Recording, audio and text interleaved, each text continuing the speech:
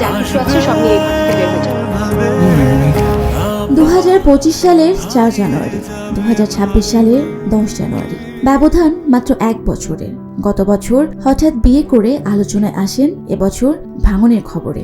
মাত্র 4 মাসের পরিচয়ে মেকওভার আর্টিস্ট রোজা আহমেদের সঙ্গে নতুন জীবনের সূচনা করেছিলেন জনপ্রিয় গায়ক ও অভিনেতা তাহসান খান।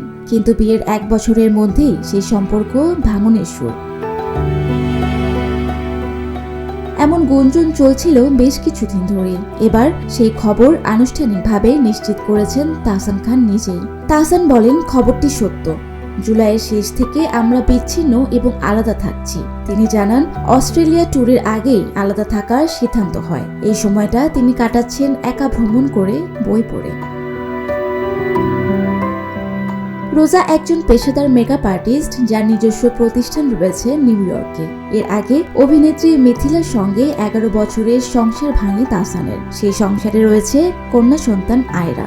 ব্যক্তিগত জীবন নিয়ে আপাতত চুপ থাকলেও সঠিক সময়েই সব জানাবেন, এমনটাই জানালেন তাহসান খান।